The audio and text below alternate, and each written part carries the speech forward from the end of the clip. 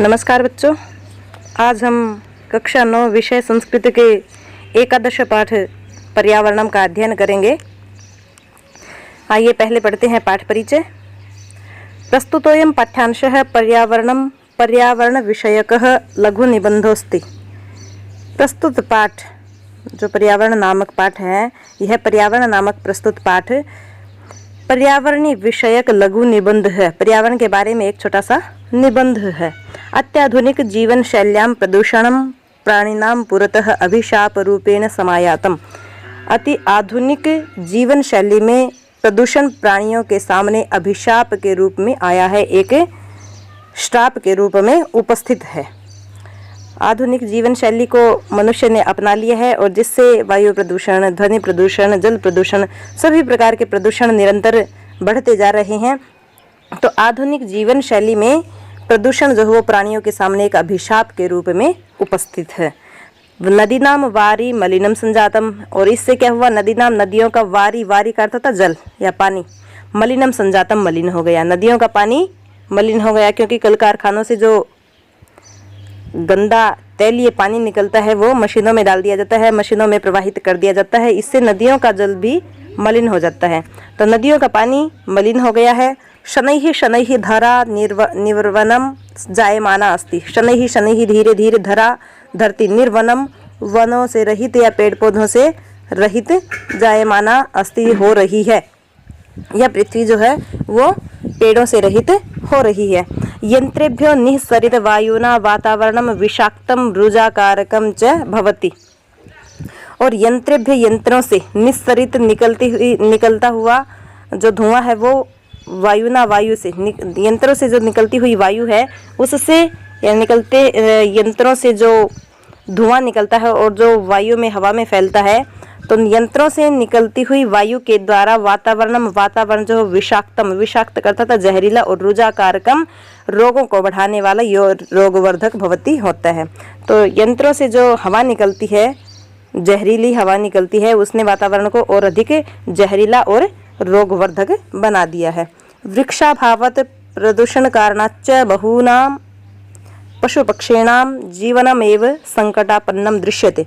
और वृक्षाभावत, वृक्षों के अभावात, वृक्षों की कमी से, प्रदूषण कारणाच्च, और प्रदूषण के कारण से, प्रदूषण कारणात् और प्रदूषण कारणात्, प्रदूषण के बढ़ने के कारण, बहुनाम पशु पक्षिणाम, बहुत से पशु और पक्षियों का जीवन ही संकटापन्नम, संकट में दृश्यते, देखा जा रहा है, या अंतिम कगार पर उनका जीवन देखा जा रहा है।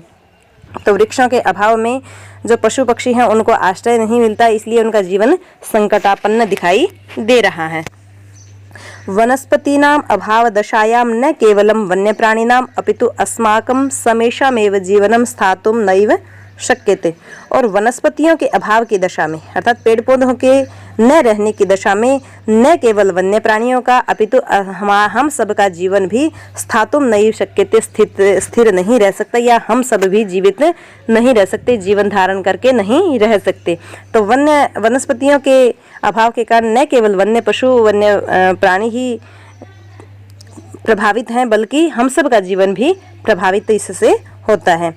पादपः अस्मभ्यं न केवलं शुद्धवायुमेव यच्छन्ति अपितु ते अस्माकं कृते जीवने उपयोगाय पत्राणि, पुष्पाणि, फलानि, काष्ठानि, औषधीन्, छायां च वितरन्ति।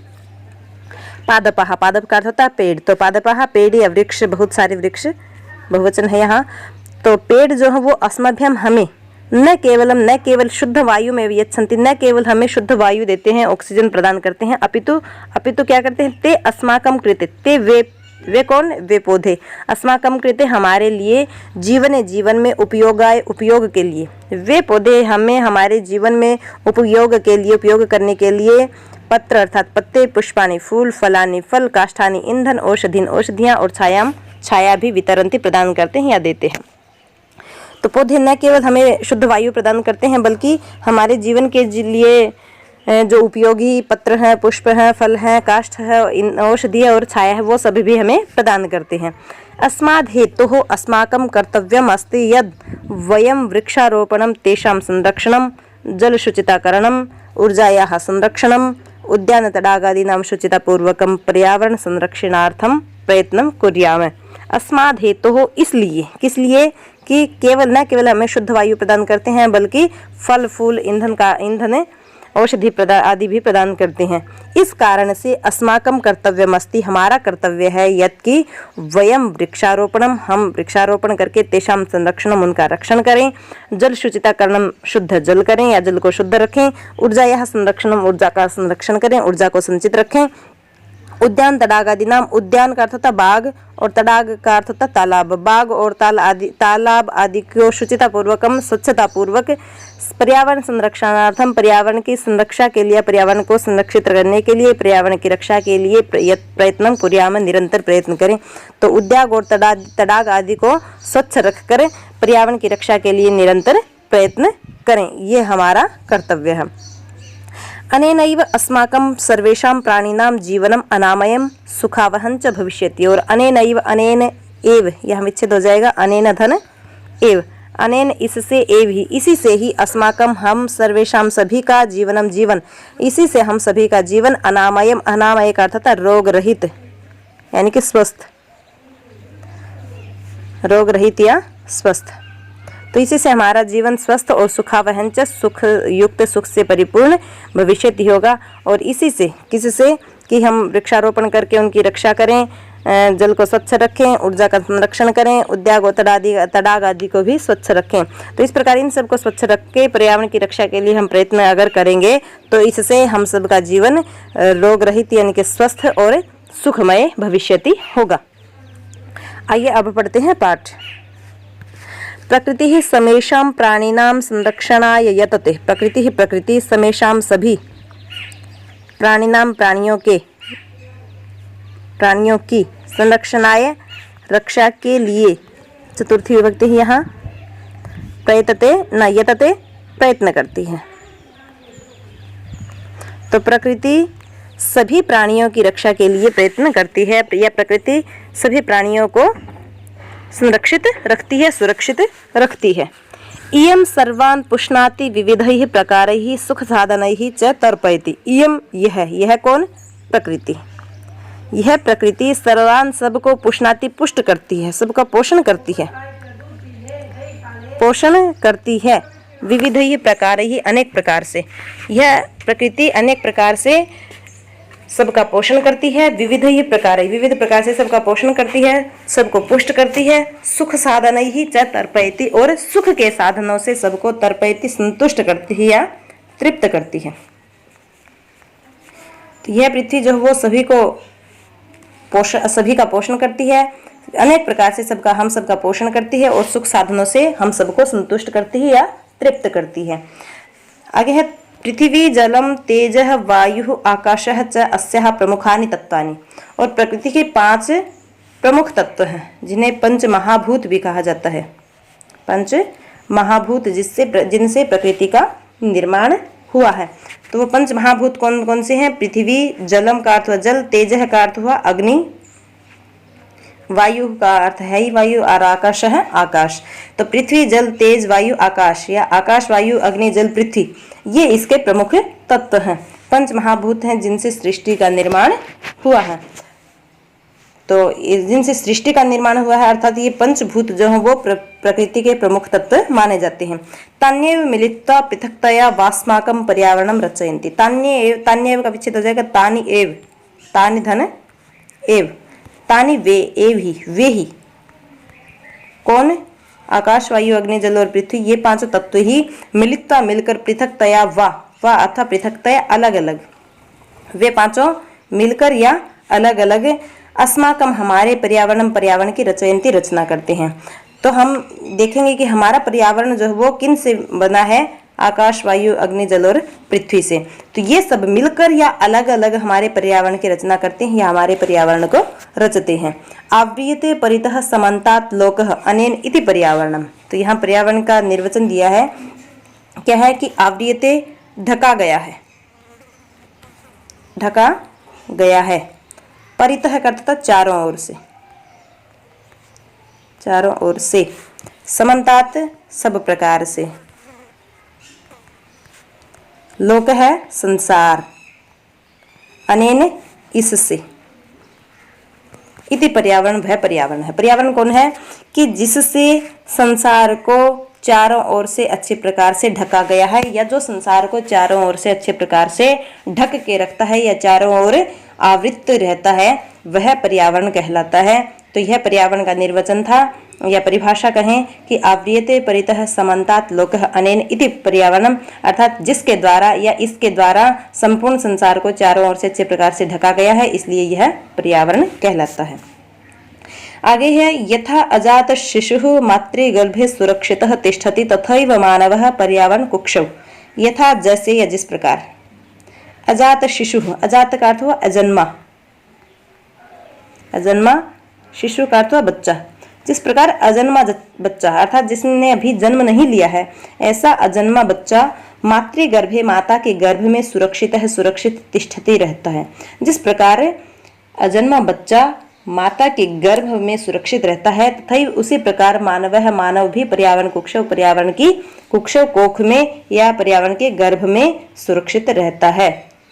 तो जिस प्रकार एक अजन्मा बच्चा माता के गर्भ में सुरक्षित रहता है, उसी प्रकार मनुष्य भी पर्यावरण की कोख में सुरक्षित रहता है। परिष्कृतम प्रदूषण रहितम च पर्यावरणम अस्मभ्यम सांसारिकम जीवन सुखम सद्विचारम सत्य संकल्पम मांगलिक सामग्रीं च प्रददाति। परिष्कृतम का अर्थ हुआ शुद्ध, और प्रदूषण रहितम का अर्थ हो गया प्रदूषण रहित। पर्यावरणम, पर्यावरण शुद्ध और प्रदूषण रहित पर्यावरण अस्मभ्यम हमें क्या क्या देता है? सांसारिकम जीवन सुखम, हमें सांसारिक जीवन सुख प्रदान करता है। सद्विचारम, अच्छे विचार प्रदान करता है। सत्य संकल्पम, सत्य संकल्प प्रदान करता है। और मांगलिक सामग्रींच, और मांगलिक या हमारे लिए हितकारी सामग्री हमें प्रदान करता है या देता है।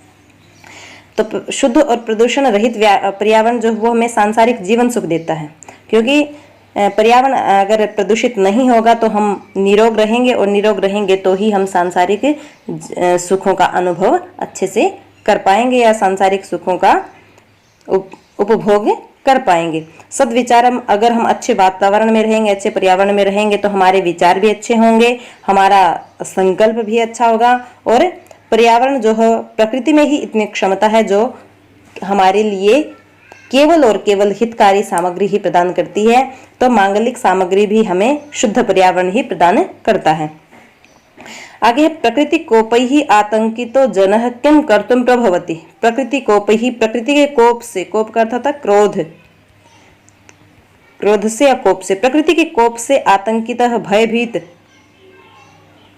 जनः मनुष्य किम कर्तुम प्रभवति, क्या कर सकता है। अर्थात प्रकृति अगर हमसे रुष्ट हो जाए तो हम मनुष्य प्रकृति के सामने कुछ नहीं है, या प्रकृति के सामने या प्रकृति के प्रकोप को रोकने के लिए हम किसी प्रकार भी समर्थ नहीं है, सक्षम नहीं है। इसलिए कहा है प्रकृति के कोप से आतंकित या भयभीत मनुष्य क्या कर सकता है, या प्रकृति को हम अपने वश में नहीं कर सकते। कैसे कि जल प्लावनैहि अग्निभयैहि भूकंपैहि वात्याचक्रैहि उल्कापातादिभिश्च संतप्तस्य मानवस्य क्व मंगलम। आगे बताया कि प्रकृति का कोप कैसे आता है। जल प्लावन, जल प्लावन का अर्थ होता है बाढ़। तो बाढ़ से, अग्निभय, अग्नि के भय से, आग के भय से, जैसे दावानल है, वडवानल है, समुद्र की आग है, जंगल की आग है, उस पर भी हम काबू नहीं पा सकते। और जो ज्वालामुखी पर्वत हैं उनके फटने से भी जो लावा निकलता है उस पर भी हम काबू नहीं पा सकते, उनसे केवल हम अपना बचाव कर सकते हैं। और ये सब जो प्राकृतिक आपदाएं हैं वो क्यों आती हैं? हम सब के कारण, क्योंकि हमने प्रकृति को विकृत कर दिया है। प्राकृतिक जो वस्तुएं हैं उनको हमने मलिन कर दिया है, गंदा कर दिया है। इसलिए प्राकृतिक आपदाएं ज़्यादातर हम मनुष्यों की गलती के कारण ही आती हैं। तो प्रकृति के कोप कौन कौन से हैं? जलप्लावन ही, बाढ़ से, अग्निभय ही, आग के भय से, भूकंप ही, भूकंपों से, वात्याचक्र ही, वायु चक्र अर्थात तूफान, तो तूफानों से, उल्कापात आदि से, उल्कापिंड आदि के गिरने से, संतप्तस्य दुखी मानवस्य मनुष्य का क्व मंगलम, कहाँ संभव है। अर्थात इन सब से जब हमारा जो अशुभ होता है, अमंगल होता है, उन सब को रोकने के लिए हम कैसे संभव हैं, कैसे समर्थ हो सकते हैं। अर्थात जलप्लावन, अग्निभय, भूकंप और तूफान, उल्कापात आदि या उल्कापिंड आदि के गिरने से दुखी मनुष्य का मंगल कहाँ संभव है। अगर हम पर्यावरण को प्रदूषित करेंगे तो इन आपदाओं का सामना हमें अवश्य करना पड़ेगा। आगे है अतएव अस्माभिः प्रकृति रक्षणीया। अतएव इसीलिए कि इनसे हम अपने आप को नहीं बचा सकते, इसलिए अस्माभिः हमारे द्वारा प्रकृति की रक्षणीय रक्षा करनी चाहिए। ये इसलिए हम सबके द्वारा प्रकृति रक्षा करने योग्य है। यह प्रकृति हमको हमें सुरक्षित रखना चाहिए। यह प्राकृतिक वस्तुओं को हमें विकृत या गंदा नहीं करना चाहिए। तेन च पर्यावरणम रक्षितम भविष्यति। और अगर हम प्रकृति को रक्षित रखेंगे, प्रकृति की सुरक्षा करेंगे, तेन च उसी से पर्यावरण रक्षितम भविष्यति रक्षित होगा, सुरक्षित होगा। इसलिए हमें प्रकृति की रक्षा करनी चाहिए और प्रकृति की रक्षा से ही हमारा पर्यावरण सुरक्षित होगा। प्राचीन काले लोकमंगलाशंसिनः ऋषयो वने निवसन्ति स्म।